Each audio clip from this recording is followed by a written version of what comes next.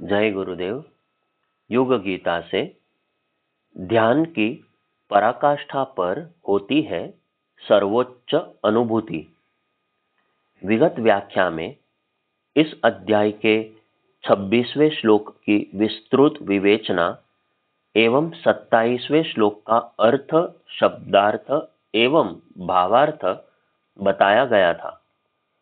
भगवान का स्पष्ट निर्देश है कि हम मन को जब भी वह बार बार भटकता है, वहां से उसे हटाकर आदर्शों के समुच्चय परमात्मा में ही नियोजित करें। परमात्मा अर्थात आदर्शों का समूह। पतंजलि द्वारा मन की चंचलता का स्वरूप, उसके कारण व उसका समाधान भी विगत अंक में बताए गए थे। प्रभु की जीवन लीला में सतत चिंतन मनन कभी मन को भटकने नहीं देता। इसीलिए प्रयास यही हो कि हम चंचल चित्त को रोकें और प्रभु में लगाएं। यदि ऐसा हो गया तो ऐसा योगी जिसका मन भली प्रकार शांत है, जिसका रजोगुण दूर हो गया है तथा जिसने सभी प्रकार के पापों से पल्ला छुड़ा लिया है, उसे सच्चिदानंद घन परमात्मा के साथ एक ही भाव प्राप्त हो परमानंद की उपलब्धि होती है। 4 शर्तें भगवान ने रखी है। मन को विषयों से भटकने से रोककर उसे शांत करना, रजोगुण कम कर सतोगुण बढ़ाना, ब्रह्म स्वरूप की प्राप्ति एवं वासना मुक्त पवित्र जीवन जीना। ध्यान योग की चरम अवस्था में पहुंचने के लिए इन 4 शर्तों का पूरा होना जरूरी है।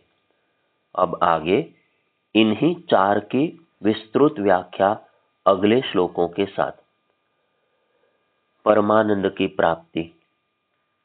प्रशांत मनसम शांत रजसम ब्रह्मभूतम एवं अकल्मषम में 4 स्थितियां ऐसी हैं जिन्हें प्राप्त करने के बाद हर ध्यान योगी परमानंद को प्राप्त हो सकता है।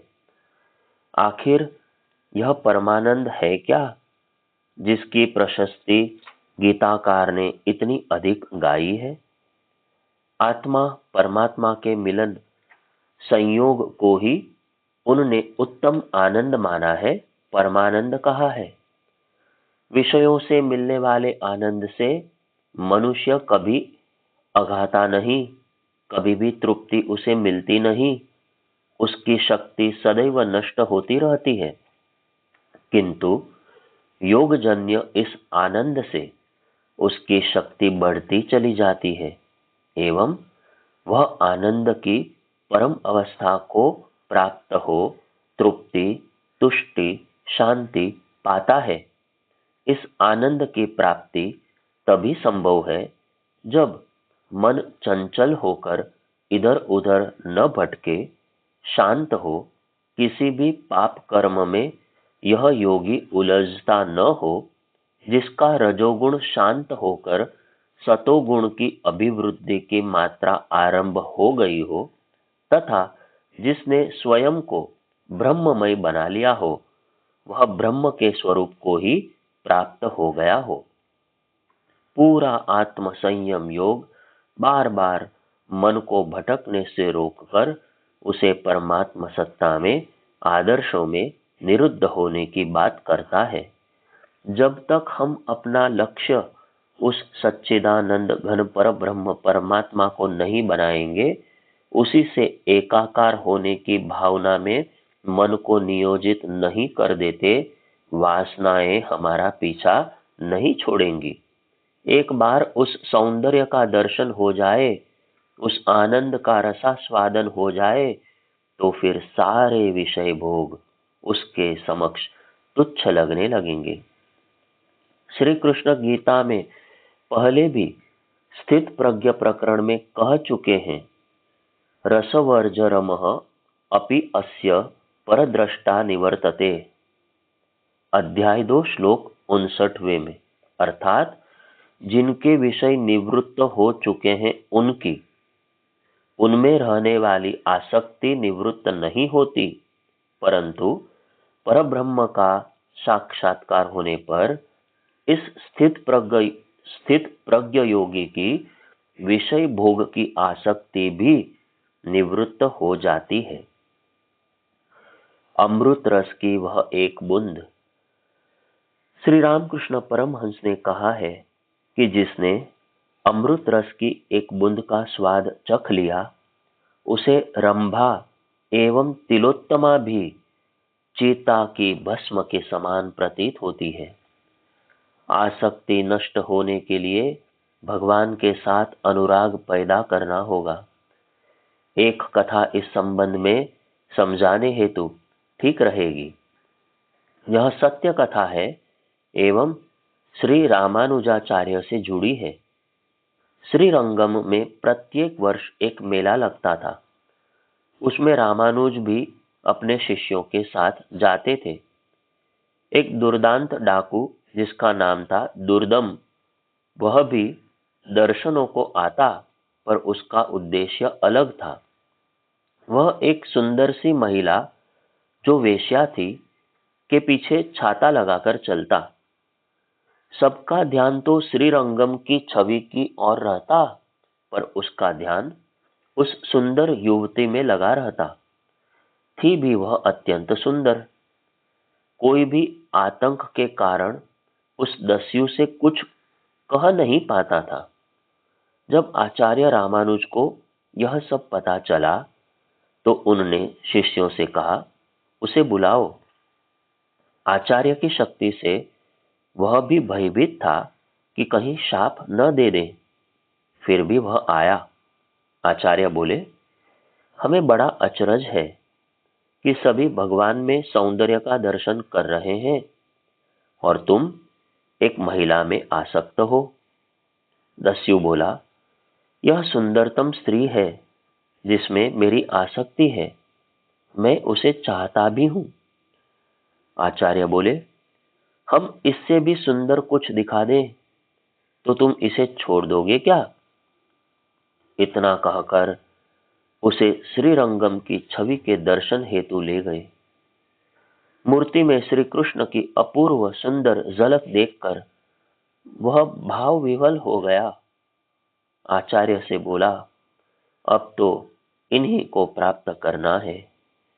आचार्य बोले, साधना तप जो बताया जाएगा करोगे तो ही यह रूप टिकेगा, वह तुम्हें सतत दिखता रहेगा। उसने स्वीकृति दी। सारा जीवन क्रम बदल दिया। उस स्त्री से आचार्य के निर्देश अनुसार शादी कर ली। सारा जीवन उसने सद्गृहस्थ होकर जिया।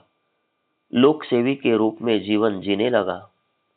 प्रतिदिन आचार्य स्नान करने सेवक शिष्य के कंधे पर हाथ रखकर जाते। कावेरी से लौटते तो दुर्दम के कंधे पर हाथ रखकर आते। सभी आश्चर्य करते कि एक क्षुद्र डाकू को साथ लेकर आते हैं। आचार्य ने कहा, वह बदल गया है। तुम उसका दिल देखो, उसमें भगवान बसते हैं। लोगों ने परीक्षा ली। एक डाकू दल लूटने हेतु उसके घर भेजा। पत्नी ने देखा कि डाका डालने दस्युगण आए हैं। दुर्दम बोला, आचार्य के भक्त वैष्णवजन आए हैं। हम सोने का नाटक करते रहे। उसके इन वाक्यों को सुनकर हृदय बदला हुआ देख सभी मान गए कि परमेश्वर के दर्शन से व्यक्ति कितना बदल सकता है। परमात्मा के दिव्य सौंदर्य का दर्शन मनुष्य में कितना परिवर्तन ला सकता है, प्रस्तुत दृष्टांत इसका परिचायक है। इस दर्शन से प्राप्त होने वाले आनंद को ही दिव्यानंद कहा गया है। प्रशांत मनसम। जब भगवान इस महत्वपूर्ण 27वें श्लोक में कहते हैं प्रशांत मनसम, तो उनका आशय है विवेक और वैराग्य के प्रभाव से विषय चिंतन छोड़कर और चंचलता विक्षेप से रहित होकर जिसका चित्त सर्वथा स्थिर और प्रसन्न हो गया है, इसके फलस्वरूप जिसकी परमात्मा के दिव्य सौंदर्य में अचल स्थिति हो गई है, ऐसा व्यक्ति प्रशांत मनसम कहलाता है। वह कभी भी अशांत होकर तनावग्रस्त नहीं होता, उस पर उद्वेगों का जरा भी प्रभाव नहीं पड़ता। शांत रजसम ब्रह्मभूतम। शांत रजसम से आशय है आसक्ति, स्पृहा, कामना, लोभ, तृष्णा, सकाम कर्म, जिनकी रजोगुण से उत्पत्ति होती है एवं जो रजोगुण को सतत बढ़ाते हैं, इन सब से योगी का मुक्त हो जाना। चंचलता रूपी विकार भी रजोगुण का ही परिचायक है। ब्रह्मभूतम से आशय है योगी देह मात्र नहीं है, सच्चिदानंद घन ब्रह्म है, इस भाव का सतत निरंतर अभ्यास करना। ऐसा करने से साधक उस परमात्मा में स्थित हो जाता है। अभिन्न भाव से सतत ब्रह्म में स्थित पुरुष को ब्रह्मभूत कहते हैं। ब्रह्मभूतम पद किसी सिद्धि का परिचायक नहीं है, यह एक स्थिति है जिसमें सतत रहने पर तत्वज्ञान द्वारा योगी ब्रह्म को प्राप्त हो जाता है। अकल्मषम। इसी श्लोक में अकल्मषम शब्द आया है। मनुष्य को पतन के गर्त में डालने वाले जो तमोगुण है, प्रमाद, आलस्य, अतिनिद्रा, मोह, दुराचार आदि, ये सभी कल्मष कहलाते हैं। इन कल्मषों से मुक्ति अर्थात पाप से सर्वथा रहित, पाप कर्म से सदैव के लिए मुक्ति अकल्मषम का शाब्दिक अर्थ होता है। इस प्रकार यह श्लोक हमें 4 शर्तों को पार कर उत्तम सुख की प्राप्ति का उपाय बताता है। ध्यान जनित सात्विक आनंद ही उत्तम सुख है। इसी को अक्षय आनंद के रूप में 5वें अध्याय के 21वें श्लोक में बताया गया था। इसी 5वें अध्याय के 24वें श्लोक में यो अंतः सुखो अंतरात्मा के रूप में भी प्रतिपादित किया गया था। गीता गहन ज्ञान की एक ऐसी पुस्तिका है जो हमें लौकिक से पारलौकिक आनंद की ओर ले जाती है, जो हमें सतत सतोगुण की अभिवृद्धि का उपाय बताती है एवं क्रमशः सीढ़ी दर सीढ़ी आत्मिक प्रगति के मार्ग पर चलना सिखाती है।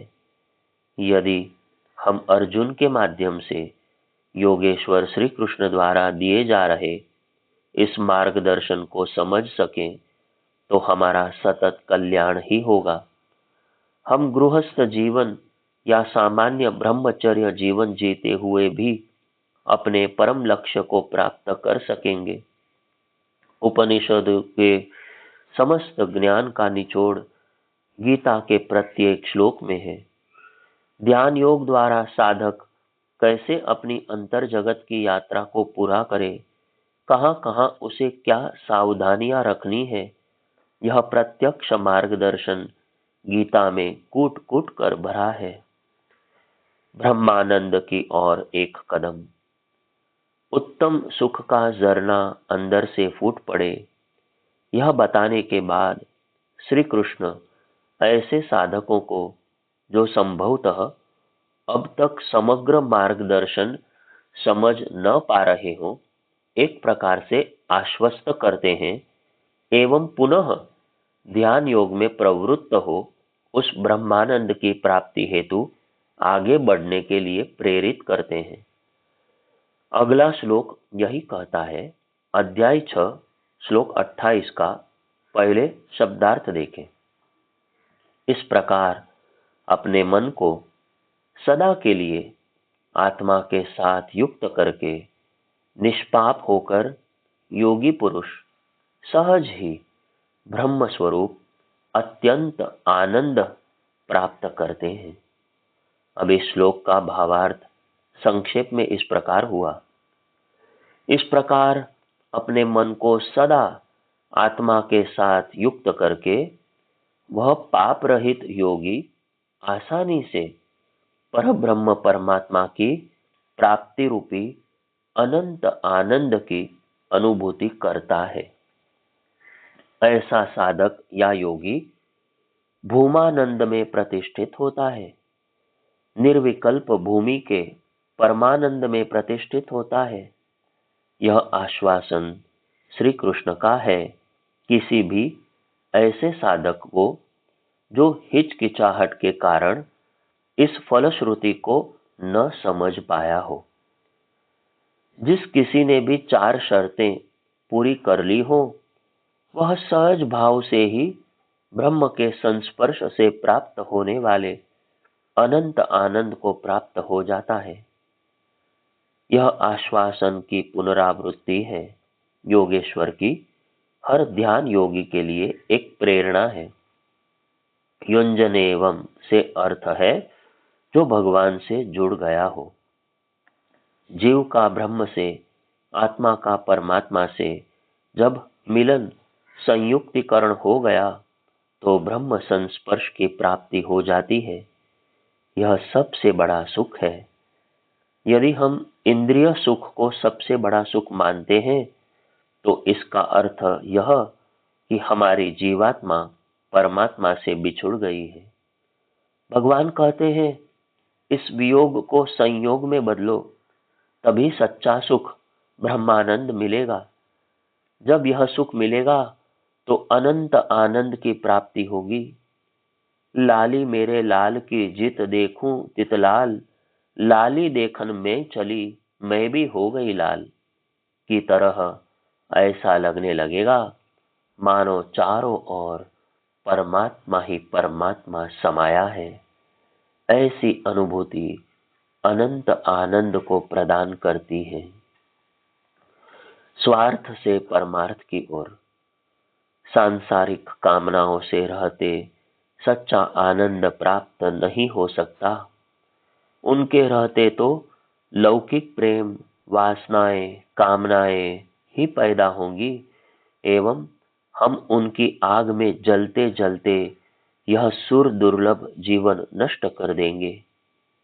मनोकामना पूर्ति के लिए किए गए भजन आदि आध्यात्मिक उपचारों से तो हम अपना भिखारीपन ही बताते हैं।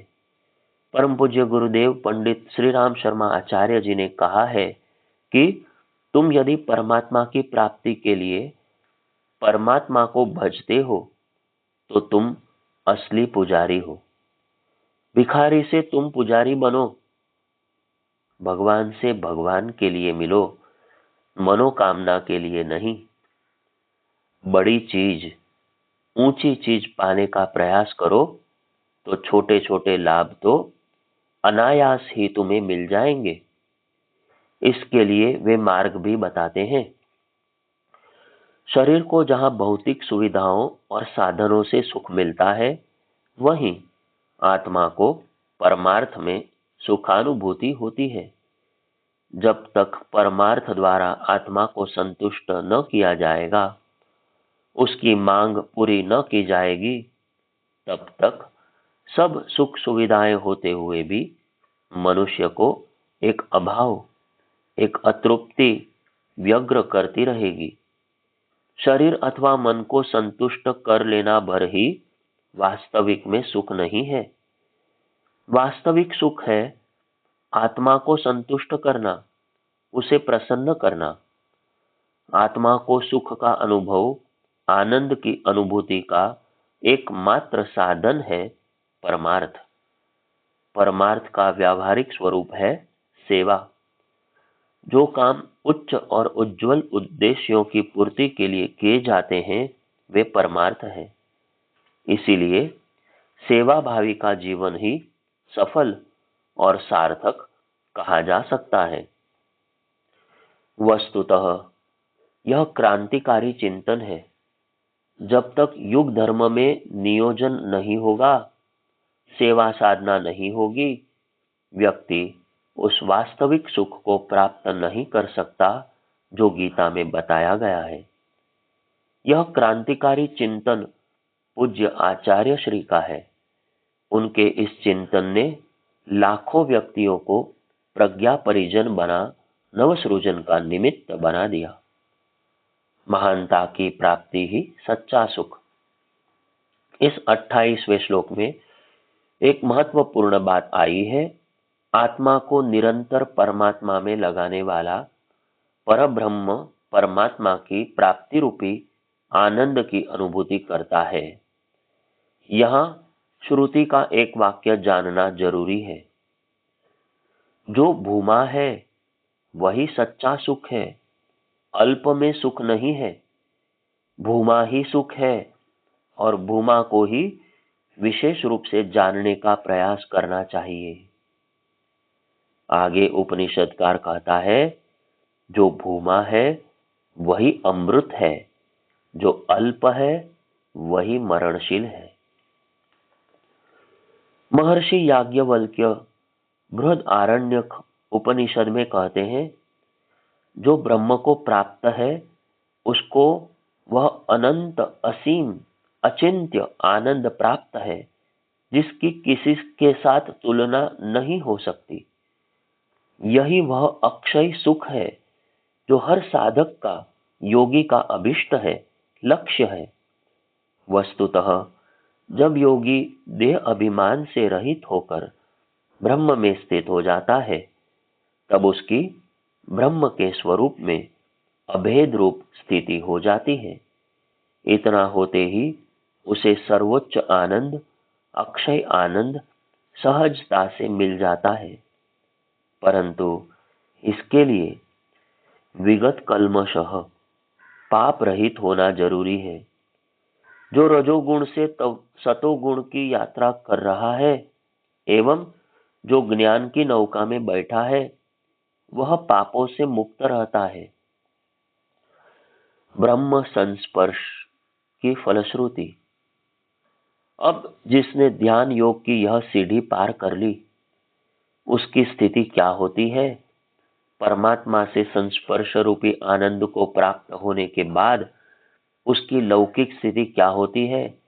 इसे श्री कृष्ण अगले 29वें श्लोक में समझाते हैं।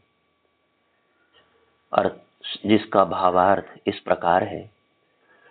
ऐसी समाधि में अवस्थित पुरुष चहुं ओर समभाव से ब्रह्म का दर्शन कर अविद्या से उत्पन्न शरीर आदि की सीमा रहित आत्मा को सभी प्राणियों में अवस्थित और सभी प्राणियों को अभिन्न रूप से आत्मा में दर्शन करते हैं।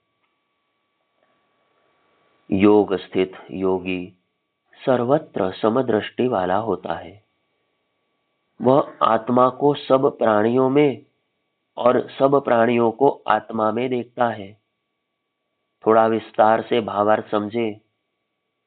सर्वव्यापी अनंत चेतना में एक ही भाव से स्थिति रूप योग से युक्त आत्मा वाला तथा सब में समभाव से देखने वाला योगी आत्मा को संपूर्ण भूतों में स्थित और सभी भूतों को आत्मा में कल्पित देखता है।